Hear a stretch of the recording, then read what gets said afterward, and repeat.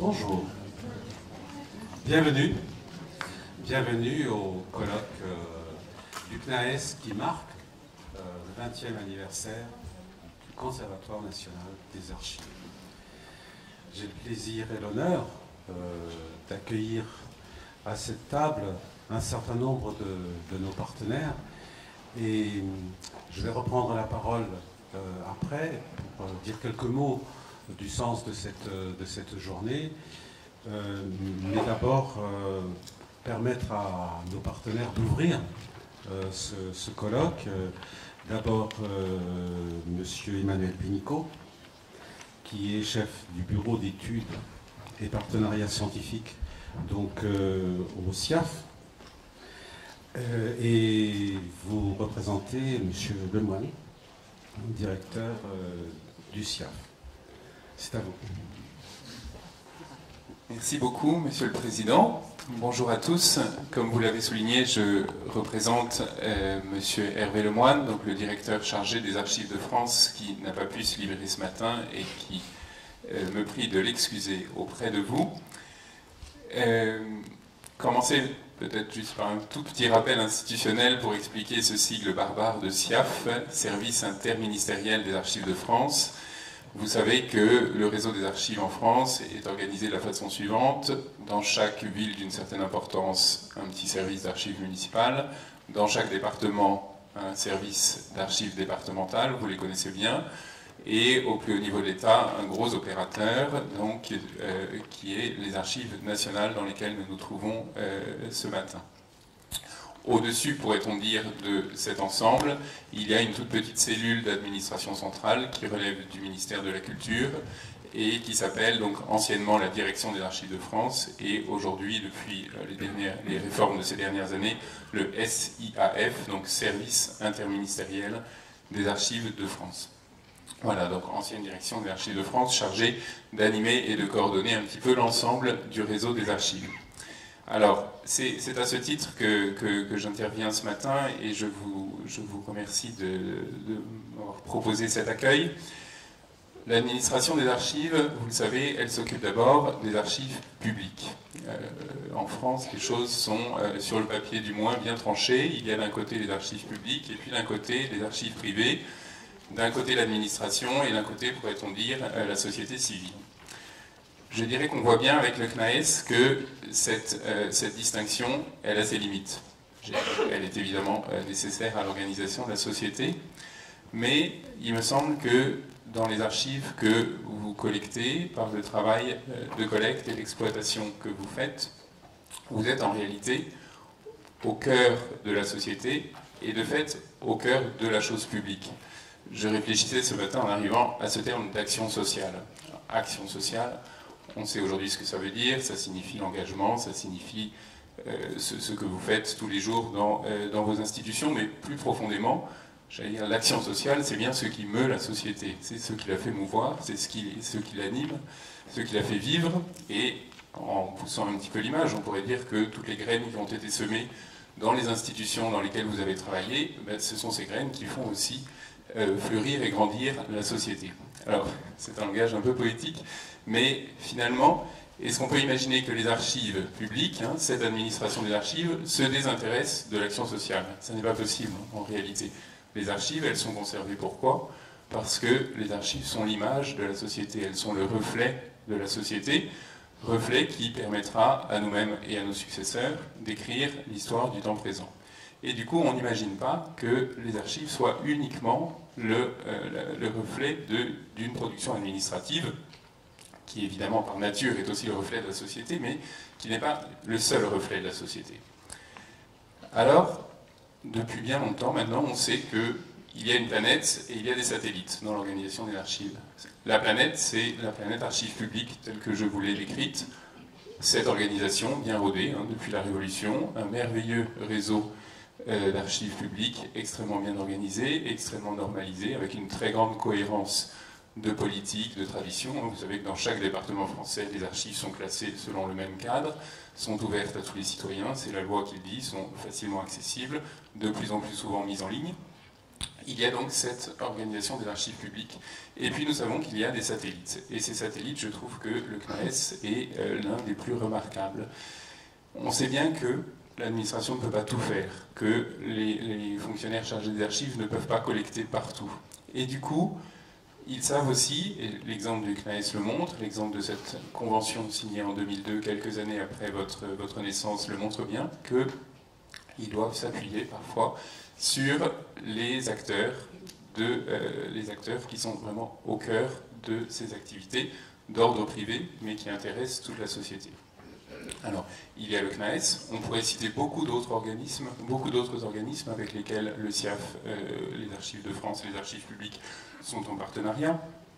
Les archives d'autres associations, archives de partis politiques, archives de syndicats, archives de mouvements divers et variés. Il me semble que voilà, l'organisation est saine. Les archives publiques ont leur mission fixée par la loi, mais elles savent bien qu'au-delà de cette sphère précise des archives privées, des archives publiques, il existe un certain nombre de fonds et donc d'histoires dont elles ont la mission d'encourager la collecte et la conservation. C'est ce qui s'est fait avec le CNAES depuis 20 ans maintenant, vous les fêtez aujourd'hui. Le résultat, il est dans ce petit cahier, évidemment, que vous m'avez distribué ce matin, avec, j'allais dire, un magnifique exemple, voilà, une magnifique illustration de votre travail de collecte. Je suis très sensible au fait que, dans le nom même de votre institution, il y ait le mot archive et le mot histoire. Vous avez compris dès le début que les archives, ça n'était pas seulement des vieux papiers qu'il fallait collecter, parce que c'était bien, parce qu'il fallait garder des souvenirs, etc. Mais les archives, à quoi servent-elles? Elles servent à écrire l'histoire, elles sont là pour être interprétées, elles sont là pour être regardées, exploitées, et naturellement, à quoi nous sert l'histoire? L'histoire nous sert à trouver dans le passé des réponses aux questionnements du présent. Et je crois que l'intuition qui a présidé à la naissance du CNAES il y a 20 ans était une intuition extrêmement riche. Est-ce que voilà, ce sera intéressant, mais sans doute est-ce que vous aurez l'occasion de revenir sur ce point dans la journée? Pourquoi est-ce que le CNAES est né en 94? Pourquoi est-ce qu'il n'est pas né en 74? Pourquoi est-ce qu'il n'est pas né en 2014? Là, certainement. Voilà, pourquoi cette prise de conscience de la nécessité de cette collecte et de cette histoire est venue à ce moment-là? C'est certainement un thème de recherche que vous avez déjà agité et qui mérite qu'on s'y penche.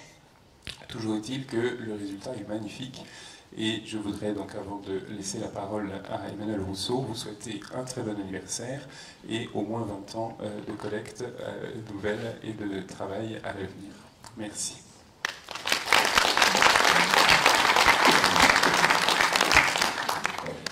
Oui, monsieur Rousseau, vous êtes responsable, directeur des fonds, et vous représentez Madame Françoise Banat-Berger, directrice des Archives nationales. Merci Monsieur le Président.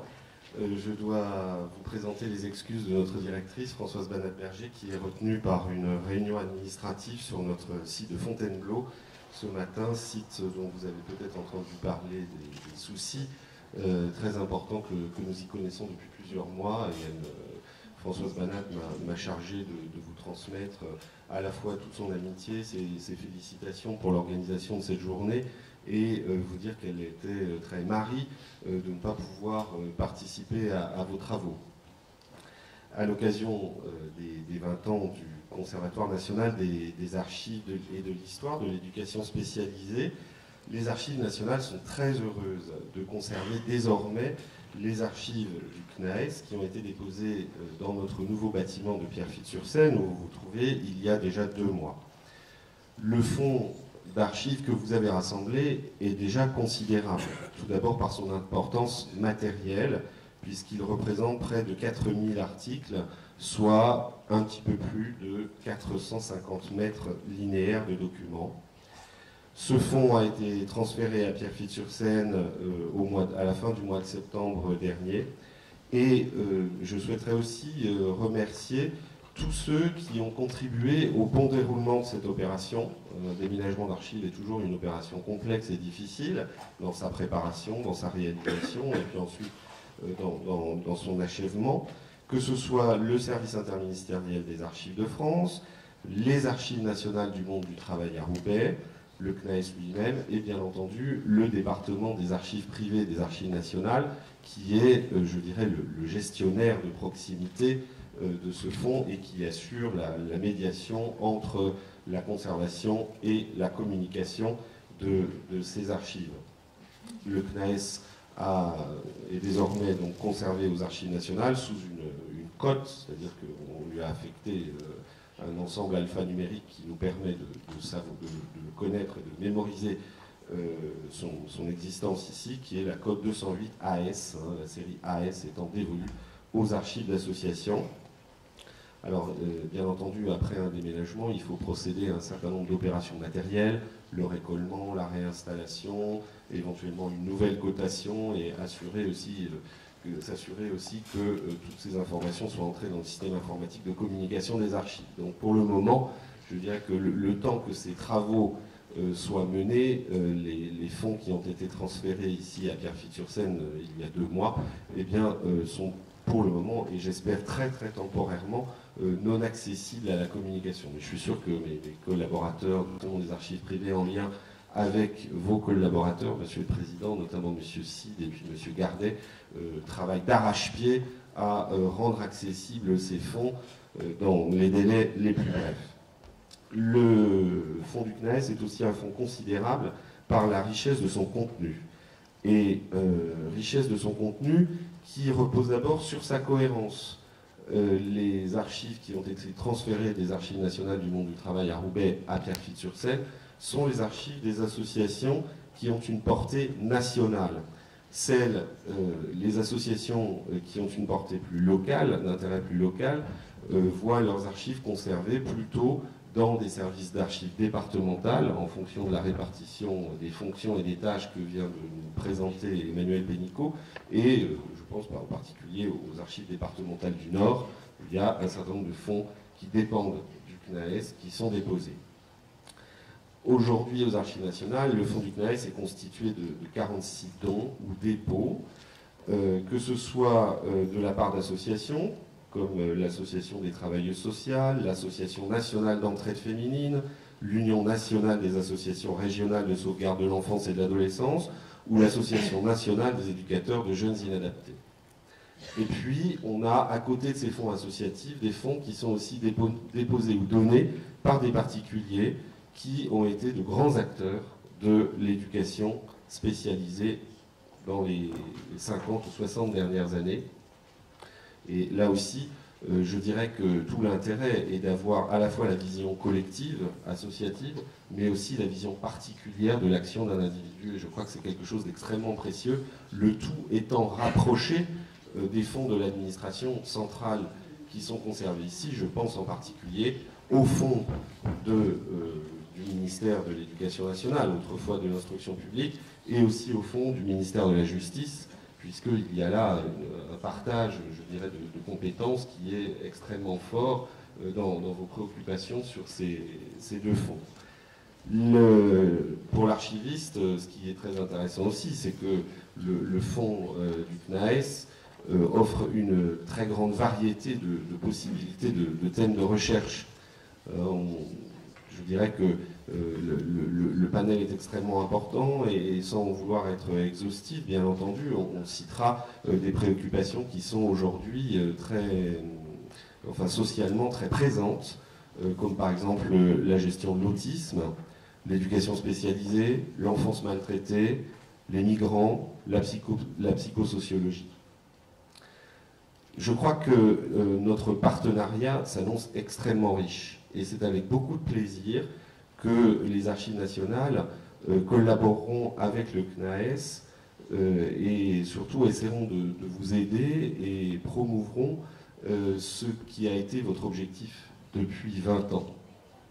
Tout d'abord, de constituer un outil de connaissance et de pédagogie à travers des inventaires ou bien un état des fonds, comme celui-ci, qui est vraiment remarquable. Mettre en valeur l'histoire sociale de la France. Je crois que là aussi, c'est une chose essentielle, tant pour vous que pour nous, qui sommes des acteurs de la mémoire nationale et de l'histoire nationale. Et rappeler à quel point la préservation du patrimoine archivistique est essentielle, parce que c'est un patrimoine extrêmement fragile, qui, vous le savez tous, peut disparaître dans des inondations, des vidages de caves ou de greniers, disparaître dans des incendies, ou tout simplement disparaître à la faveur d'un vidage de bureau sans qu'on y fasse tellement attention. Et ce patrimoine archivistique doit être sauvegardé afin de rendre possible pour les générations futures l'histoire de l'éducation spécialisée et du travail social en France. Travail qui est souvent un travail de soutien, nous le savons tous, et travail qui néanmoins montre aussi je dirais, qui illustre plutôt ce qui fait la force de notre pays dans son action sociale. Un travail difficile, mais un travail mené avec enthousiasme par chacun sur le terrain. Et les fonds que vous rassemblez en sont une vraie illustration. Je voudrais terminer ce bref propos introductif par les remerciements très traditionnels qu'on adresse aux organisateurs de cette manifestation, à la fois, Monsieur le Président, vos collaborateurs du CNAES, ma collaboratrice Madame Lacousse, au département des archives privées, qui est, si je puis dire, l'interlocuteur privilégié du CNAES ici aux Archives nationales. Je vous souhaite vraiment une très très bonne journée et des travaux très fructueux, dont j'espère qu'ils seront publiés. Bonne journée.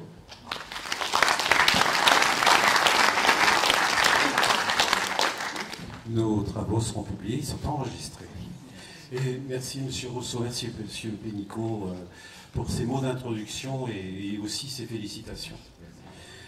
Vous m'avez dit que vous avez des impératifs de temps, que vous n'allez pas pouvoir rester beaucoup plus longtemps avec nous. Donc je vous salue et je vous souhaite une bonne journée. Madame Sultan, bonjour. Madame Sultan, directrice de la PJJ, un partenaire du CNAES extrêmement important depuis le début. Nous allons voir tout au long de la journée combien il y a des croisements tout au long de l'histoire et aussi de l'avenir du CNAES. C'est aussi un peu grâce à vous, grâce à la PJJ, que ce transfert des archives a pu se faire. Je vous en remercie publiquement. Et maintenant, c'est à vous. Merci, bonjour à tous.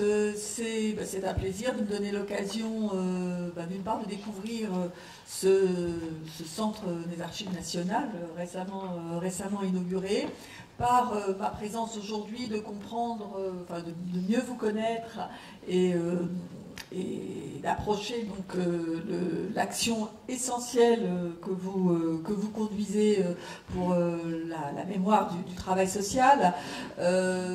Et donc une convention unie la protection judiciaire de la jeunesse et le CNAES depuis 2002. C'est avec fierté que je me rends compte que nous avons pu contribuer cette année, même modestement, mais à ce transfert de vos archives dans ce lieu de recherche et de mémoire. Alors vous soulignez les liens entre vos missions et celles de la protection judiciaire de la jeunesse. Elle se voit dans cette salle par la présence de nombreux professionnels, acteurs de la protection judiciaire de la jeunesse. Ces liens se traduisent à travers nos missions, notre devoir aussi de conserver notre mémoire. Je connais aussi vos liens avec l'Association pour l'histoire de la protection judiciaire des mineurs, qui défend qui poursuit la même finalité. J'ai vu dans votre programme que serait présenté, je crois, dans l'après-midi, le site d'histoire de Savigny-sur-Orge, qui est pour nous une belle réussite, un lieu de mémoire sur le passé, mais aussi un lieu de transmission, puisque de nombreux adolescents ou des personnes extérieures bénéficient de cette transmission, de cette connaissance de l'histoire, de la prise en charge des adolescents délinquants. c'est des points... alors cette nécessité dont nous sommes tous convaincus ici de conserver cette mémoire pour éclairer l'avenir, elle a une acuité particulière pour l'année 2015 à la protection judiciaire de la jeunesse, puisque en même temps, sur cette année 2015, nous célébrerons les 70 ans de l'ordonnance du 2 février 1945, et c'est une étape importante, ce texte fondateur, parfois galvaudé, mais toujours, auquel nous sommes, la protection judiciaire de la jeunesse est particulièrement attachée. Donc 70 ans de l'ordonnance de 1945, qui doit correspondre à notre actualité, qui est la réécriture de ce texte aujourd'hui, hein, c'est-à-dire à la fois s'appuyer sur ce patrimoine qui est notre patrimoine et auquel nous sommes fidèles, pour aujourd'hui le poursuivre pour l'avenir, pour les jeunes d'aujourd'hui, pour la société, pour la place qu'ils ont dans la société d'aujourd'hui. Donc c'est un défi fort, sous l'apparence d'un paradoxe, on peut dire. Nous célébrons et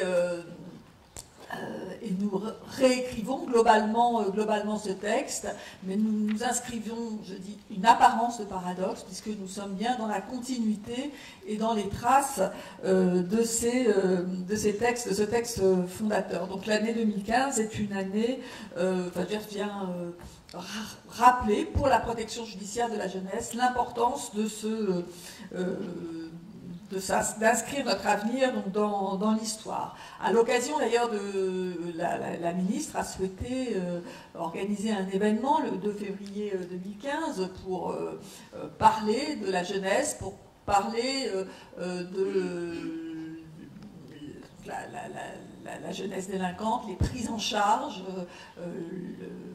les pratiques professionnelles, comment répondre à ce défi toujours d'actualité. Nous sommes à la recherche, d'ailleurs, et peut-être que ce colloque sera une occasion de témoignages de jeunes pris en charge à différentes époques par l'éducation surveillée et la protection judiciaire de la jeunesse, et donc aussi par les différentes associations, témoignages de jeunes, témoignages de professionnels, pour continuer à avancer et être conscient aussi des risques de nos métiers. Alors, et là aussi, en lisant le programme de votre journée, comment les établissements éducatifs, qu'ils relèvent du secteur public ou du secteur associatif, sont inscrits dans une histoire, et comment cette histoire continue dans nombreux ce n'est pas innocent, je veux dire, exercer. Quand on voit des noms célèbres, on parle de Bure-sur-Yvette, Savigny et d'autres qui étaient... eh bien, je pense que ce qui se passe aujourd'hui dans ces institutions reste marqué par l'histoire enfin, ces lieux sont riches d'histoire, de même les associations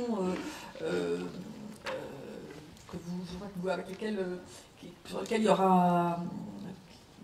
qui sont aussi convoqués chez vous. Je veux dire, pour avoir travaillé avec chacune d'entre elles, je pense, je vois l'association Espoir, l'œuvre de secours Lozé, l'œuvre de secours aux enfants, l'association Henri Relais, voilà, tout ça résonne avec des moments historiques, les moments fondateurs. Je veux dire, ce n'est pas innocent ce qui a été à l'origine de la création de ces associations qui sont à la fois très vivantes, tournées vers l'avenir, mais qui sont marquées par ce qui a été, par le point de départ. Donc, avec ces quelques mots, je ne peux que vous assurer donc, du soutien de la direction de la protection judiciaire de la jeunesse et de la nécessité pour nous que vous continuez encore. Alors après, donc, je vous souhaite aussi un bon anniversaire, mais qui doit être aussi une étape, puisque le travail social en général, la protection judiciaire de la jeunesse plus particulièrement, a besoin de vos travaux que nous continuerons à soutenir.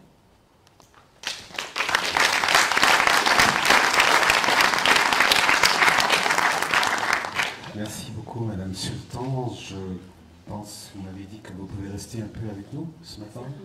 Assez peu. Voilà, et donc, maintenant, je passe la parole à Monsieur Xavier Colas. Vous êtes chef de bureau profession sociale à la Direction générale de la cohésion sociale.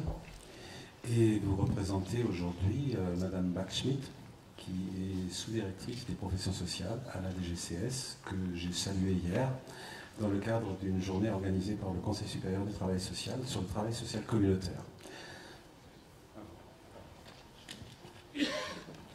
Monsieur le Président, Mesdames, Messieurs, bonjour. Merci à vous d'abord d'avoir convié la Direction générale de la cohésion sociale à vos travaux et à leur ouverture. Effectivement, je vous prie d'excuser Mme Bach-Schmidt qui est retenue par d'autres engagements, mais qui montre un grand intérêt aux travaux que vous conduisez et a pu en témoigner à de multiples reprises. Vous vous êtes donné comme mission de collecter depuis 20 ans les archives et témoignages des associations et des acteurs d'éducation spécialisés pour préserver ce patrimoine de l'action sociale et le valoriser. Depuis 20 ans, vos travaux se sont révélés, à mon sens, même si je ne suis pas témoin de ces dernières années, un grand intérêt pour le secteur en général et pour la direction de la cohésion sociale en particulier, essentiellement par leur complémentarité avec les actions que la direction conduit, à la fois dans le cadre de la définition, l'élaboration et le pilotage des politiques publiques sociales, et particulièrement celle des formations en travail social. Je tiens également à saluer le travail des délégués régionaux qui contribuent activement à l'animation du réseau, qui établissent très concrètement sur le terrain les liens nécessaires à la collecte et au recueil de ces archives. Vous avez également su rendre vivant ce patrimoine par l'organisation de différentes manifestations, en associant les universitaires, les chercheurs, comme vous le faites aujourd'hui. Et je tenais particulièrement à saluer ce travail de vulgarisation qui, je pense, est une piste à encore poursuivre et accentuer. Je dois vous faire un aveu, un triste aveu, c'est que malgré une longue carrière dans l'action sociale, j'ignorais l'existence du CNES avant d'arriver au ministère des Affaires sociales. Voilà. Donc je crois qu'il y a encore beaucoup de travail à faire. Je vous encourage et bien évidemment la Direction générale de la cohésion sociale sera à vos côtés pour poursuivre ce travail. Vous vous posez la question aujourd'hui de savoir si le champ de l'action sociale peut être un sujet d'histoire. Alors rassurez-vous, je ne me lancerai pas dans un long exposé sur le sujet, mais je voudrais vous faire part de quelques considérations de Béotien. Il me semble que, à l'heure où le gouvernement a lancé une vaste réflexion et une large concertation sur les questions qui traversent le travail social dans le cadre des États généraux du travail social, cette question me paraît vraiment judicieuse. Faire du travail social un sujet d'histoire, c'est d'abord reconnaître l'intérêt historique de votre travail et des collectes que vous faites, et de préservation de la mémoire des actions menées par les services et établissements sociaux. Et puis, c'est un travail qui me semble intéressant pour le travail social lui-même, qui, me semble-t-il, a quelques difficultés à se penser dans le temps, faute de repères historiques. Et faire de l'action sociale, du travail social en général, un sujet d'histoire permet et permettra de poser justement ces jalons qui aideront les travailleurs sociaux à dépasser les considérations nostalgiques pour conduire une action sociale rénovée. Voilà, toutes ces considérations m'amènent à conclure que le partenariat avec le CNAES est tout à fait satisfaisant, intéressant et à poursuivre. Notamment dans le cadre des échanges possibles avec le Conseil supérieur du travail social, effectivement auquel vous avez participé. Je terminerai en vous souhaitant bien évidemment un joyeux anniversaire, une excellente journée de réflexion et en vous remerciant de votre attention.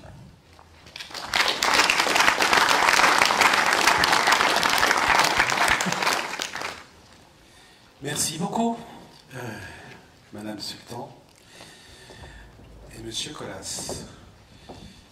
À l'occasion de ces mots d'ouverture, je vous salue toutes et tous. Vous êtes venus nombreux et nombreuses. Et je voudrais en particulier saluer Madame Ginette Tétard, qui est arrivée tout à l'heure, dont on parlera dans le programme dans un instant. Et aussi Michel Lemay, qui est là, qui est notre invité et notre intervenant d'honneur à l'occasion de ce 20e anniversaire. Ce 20e anniversaire, il a déjà commencé à être célébré à l'occasion de la journée d'études à Lyon, en mai. Et c'était l'occasion aussi, avec l'Assemblée Générale du CNAES, de célébrer cet anniversaire par une petite promenade fluviale. Et d'ailleurs, vous pouvez regarder les photos de cet événement qui a marqué le début de la célébration du 20e anniversaire à l'accueil. Vous le savez toutes et tous ici que la belle aventure du CNAES a débuté il y a un peu plus de 20 ans à Bordeaux en mai 93, que c'était quelques professionnels, une quarantaine, et d'historiens qui s'étaient fixés, et quelqu'un l'a rappelé tout à l'heure, comme objectif de constituer un outil de connaissance et de pédagogie pour mettre en valeur l'histoire sociale de notre pays. Et c'est allé très vite parce qu'un an après, il y a déjà eu l'Assemblée Générale Constitutive, et si on célèbre aujourd'hui les 20 ans, c'est 20 ans après la publication de sa création au journal officiel, exactement le 3 août 1994. Et donc, vous avez choisi aujourd'hui, nombreux de participer à cet événement.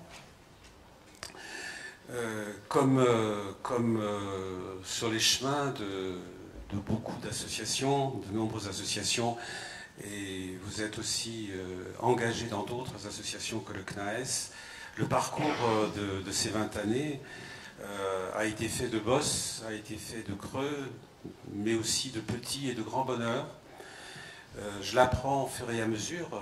Moi, jeune, vieux, nouveau président, comme vous voulez, depuis quelque temps, et où le dénichement d'archives, il a parlé de M. Rousseau de Soutier tout à l'heure, s'est révélé être l'antithèse du tout repos.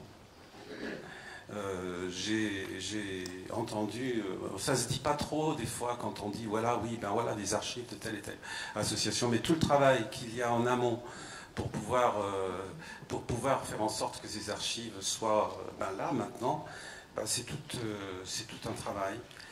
Et ces 20 ans du CNAES ont aussi, me semble-t-il, une autre empreinte forte. Et les prises de parole qu'on a entendues démontrent le soutien indéfectible de partenaires institutionnels, politiques et techniques, et c'est extrêmement précieux. Ce qui est aussi très précieux pour le CNAES, et je voudrais le dire fortement parce que je le sens tous les jours, c'est l'engagement d'acteurs, de professionnels, de citoyens au CNAES. Et l'organisation de ce colloque, de la journée d'études à Lyon, l'ont vraiment mis en avant. C'est l'âme un petit peu du CNAES, et cet engagement nous permet effectivement de visibiliser tout le travail qui est fait. Et merci. Merci à celles et à ceux qui, chaque fois, contribuent à faire en sorte que ces événements soient une réussite. Le sens de l'action du Conservatoire national peut se décliner de différentes formes. Je l'ai déjà utilisé à l'occasion de l'Assemblée générale, par exemple en utilisant la formule langagière du proverbe. On dit souvent que les dictons et les proverbes africains sont le reflet de la sagesse populaire. Il y en a une que j'aime bien qui dit que lorsque tu ne sais pas où tu vas, regarde d'où tu viens. Et puis il y a un corollaire à ce proverbe qui dit savoir d'où je viens pour savoir où je vais. Et moi je comprends un petit peu le projet des pionniers créateurs du CNAES de cette façon. C'est relier avec méthode et rigueur des traces écrites et orales du passé avec le présent et les enjeux sociétaux de l'avenir. C'est pourquoi la préservation de notre patrimoine archivistique est essentielle pour pouvoir travailler l'histoire de l'éducation spécialisée et le travail social. Et je crois que nous pouvons être fiers de voir que désormais le fonds d'archives du CNAES est conservé ici. Je ne sais pas, chacun apprécie l'architecture des bâtiments. Moi, je les apprécie beaucoup. Et je trouve que ça fait du bien à des archives d'être dans un si beau bâtiment qui a été inauguré il y a un peu plus d'un an, février de l'année dernière, par le président de la République. Et qu'ils sont aussi à côté de cousins et de cousines. Je veux dire par là ceux de l'éducation populaire, sous la responsabilité du PAGEP. Et ça aussi, c'est des synergies à l'avenir, je crois, qui en outre de ce qui a été déjà dit, sont un point important pour l'avenir du travail du CNAES. Un patrimoine représente un ciment, des références communes, une identité partagée, et quel qu'il soit, littéraire, musical, architectural, il vit dans notre temps, en faisant lien entre notre passé, le présent et notre avenir. Et je voudrais juste citer un extrait de quelqu'un que vous connaissez tous, Robert Castel. C'est un entretien qui est issu d'un article dans l'Humanité du 14 mars 2013 et qui est cité dans la revue d'histoire critique de cette année, le numéro 122. Contrairement aux conceptions libérales selon lesquelles seul l'individu fait des choix et prend des risques, je pense que l'individu est un sujet social. Nous sommes tous traversés par l'histoire, ce n'est pas seulement un décor. Cela marque profondément nos choix, nos amours, nos peines. Nous avons une dette vis-à-vis de l'histoire. Alors, comme l'histoire enseigne que les réalités actuelles résultent de choix antérieurs et que les choix actuels déterminent notre avenir collectif, ouvrons quelques portes maintenant pour répondre à la question de ce colloque, pourquoi faire de l'histoire dans le champ du travail social. La première porte, c'est une question. L'histoire peut-elle être sociale ? En fait, il faut que je vous dise que c'est un peu la seule porte que nous avons dû modifier dans le programme, suite à l'information que nous a donnée il y a 10 jours Madame Tartakovsky de son empêchement à honorer l'intervention prévue. Mais le réseau du CNAES ne manque pas de personnes ressources et au pied levé, et je les remercie vraiment, Dominique de Sertine, Pierre Merle, Alain Villebreau, sous la houlette de Mathias Gardet, ont accepté et préparé d'éclairer la question tout à l'heure, là, dans un instant. Puis nous ouvrirons le seuil de 5 associations centenaires, comme c'est dans le programme que nous présenterons tout à l'heure. Comment commémorer ces 100 ans et être en devenir. Nous serons alors aux alentours, un peu de retard, aux alentours de midi, quand sera inauguré le prix Françoise Tétart, en présence de sa maman, Madame Ginette Tétart, que j'ai saluée, et que je remercie encore une fois d'avoir choisi de partager cet anniversaire avec nous.